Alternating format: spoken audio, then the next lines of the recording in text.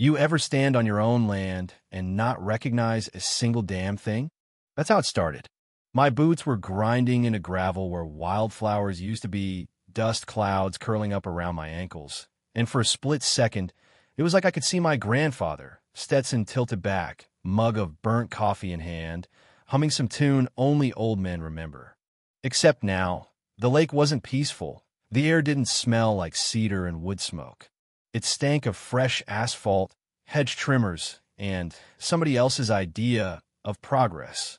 And looming over the water, where my granddad's canoe used to drift, a 3-story glass and white beam monstrosity glared back at me like a threat.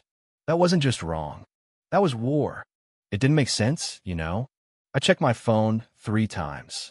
GPS, satellite view, every digital scrap of proof. I was standing on the 20-acre lot my grandfather left me, deep in the heart of Northern California. Private, unspoiled, untouchable, or so I thought. Now there was a neon sign reading Lakeside Harmony nailed up at the entrance. I wanted to believe I'd gotten lost, or the world had flipped, or maybe I just lost my mind. But my name was on the deed. That fence line? It was exactly where it should have been. Only difference was it was gone. Before I could get my bearings, a silver SUV rolled up, tires hissing like a snake on hot pavement. 2 guys got out, polos tucked tight, Ray-Bans hiding whatever they thought of a dirt-covered stranger standing at the gate. "You lost, sir." The tall one tried to sound polite. I raised the deed like a shield. "I own this land." Trevor hung low. They exchanged that look like they just found a possum in the pool filter. "No, this is HOA property now," the other said. "You must be confused." Confused? Maybe, but not wrong. This was deeded to me. No one had the right to build here. I shot back. They just muttered into a walkie-talkie and waited, and that's when she showed up. High heels clicking, sharp little suit, hair perfectly styled. She looked like she could sell snow to a Minnesotan. "Mr. Honlo, I presume," she announced, not even pretending to check. "Karen Brooks, president of the Lakeside Harmony Homeowners Association." "I don't care who you are," I said, every muscle in my jaw tightening. "You're standing on my private land. Who gave you the right to build that thing?" She smiled with all the warmth of a winter moon. "Oh, we didn't build on your land," she cooed. "We revitalized and used community green space. Our HOA just stepped in so it wouldn't fall into ruin." I almost choked. "This is a $10 million spa." 10.3, she corrected, never blinking. "It's a community asset." I try to keep my voice steady. "I never sold this land. This is mine." She shrugged, turned, and said over her shoulder, "If you have concerns, the courts are the proper venue. We've done everything by the book." That gate closed behind her like a judge's gavel. And for a long time, I just sat in my truck, flipping through the paperwork my grandfather left me, scrolling through county emails and plat maps and survey pins. It all lined up. The land was mine. The fence was gone. The oaks had been bulldozed. The old fire pit, the rickety dock, gone like ghosts at sunrise. By sunset, I was pacing inside the local police station, folder of documents under my arm, feeling like I'd stepped into some twilight zone. The cop at the desk was polite, then skeptical, then apologetic. "Sounds like a civil matter," he said, eyeing the deed. "You'll have to get a court order. If they're claiming ownership, it's up to a judge." "They're claiming ownership with lies," I snapped, but he just shrugged, hand in the air like the whole thing was above his pay grade. So that's how I ended up in a motel room, staring at blurry photos of a new spa, trying to find a legal lifeline in a bottle of vending machine whiskey. Next morning, I went hunting for a lawyer, anyone who wouldn't laugh me out of the room. That's how I met Daniel Martin, a guy whose handshake was as smooth as his tan. He leafed through my file, nodded at all the right places, and promised me, "This is open and shut, mister. Unlow. The HOA has no right to your land." For 12 whole hours, I believed him. He drafted the lawsuit. We filed for a cease and desist. For a split second, it felt like maybe, just maybe, I had a fighting chance. That illusion shattered fast. The first hearing got delayed. Then Daniel started dodging my calls. When he finally did pick up, he sounded distracted, almost annoyed.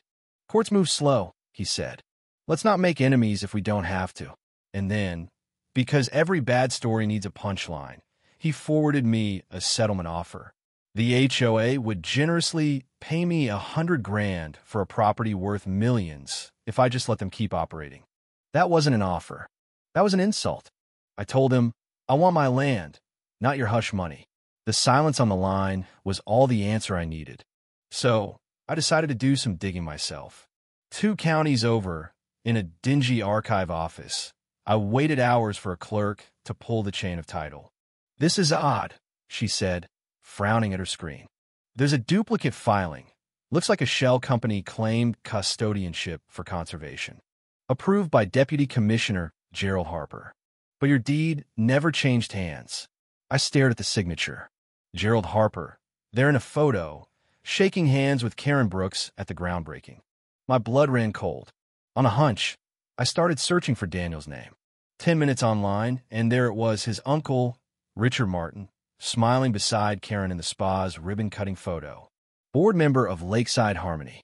Yeah, that happened. I confronted Daniel the next morning. Any conflicts you want to share?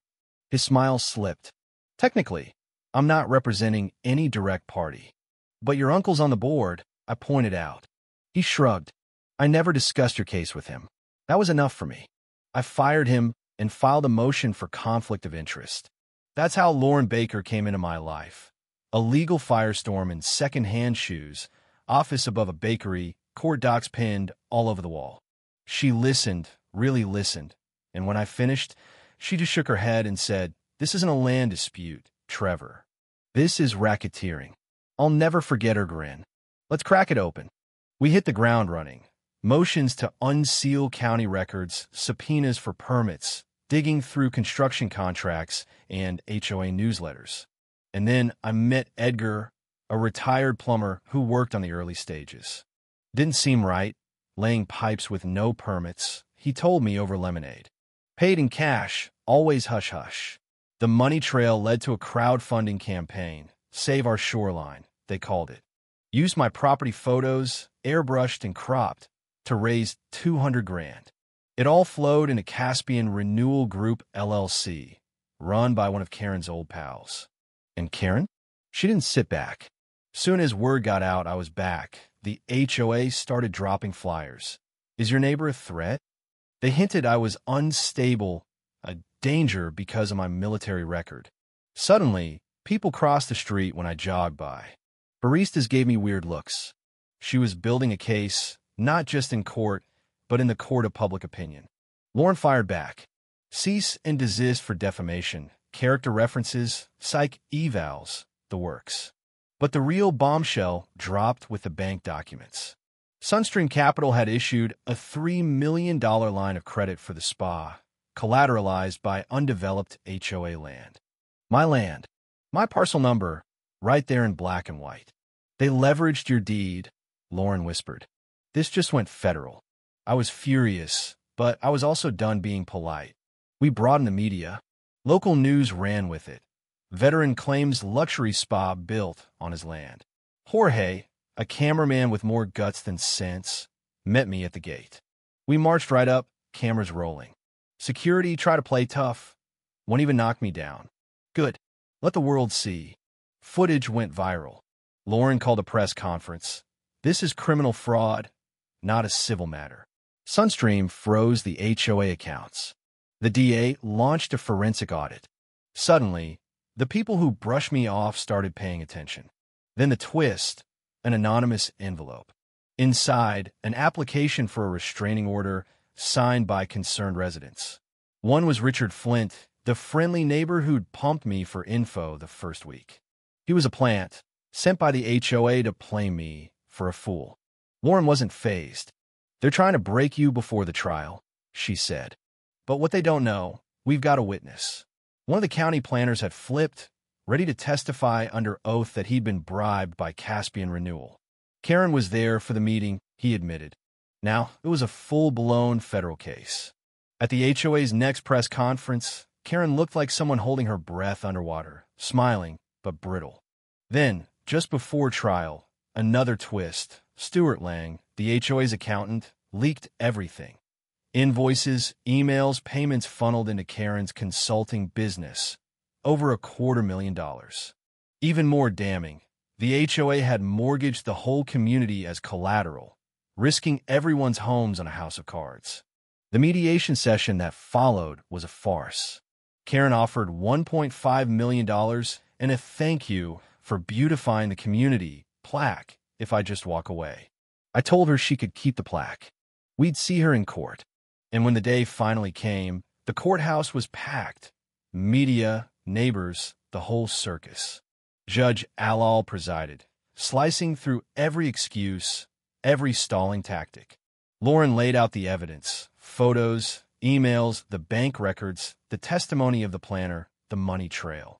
Then came the smoking gun, a recording of Karen herself. If he ever comes back, drown him in paperwork. He's nobody. The judge didn't need to raise her voice. The land belongs to Trevor Honlow. The spa must be removed. Restitution of $4.2 million. Karen Brooks and associates referred for prosecution. And as the cameras rolled, federal agents cuffed Karen right there. For once, I didn't mind the attention. 9 months later, the spa was gone, hauled off piece by piece, wild grass pushing through the earth again. Lauren and I designed a house together, all glass and cedar, facing the water where my grandfather's canoe once rested. The neighbors who once glared now brought bread, asked about fences, even asked for advice. Turns out, I've become a folk hero. Lauren moved in. She claims it's temporary, but her dog and her books are everywhere. One night, she handed me my granddad's old watch, restored and ticking. Found it at the county clerk's, she said.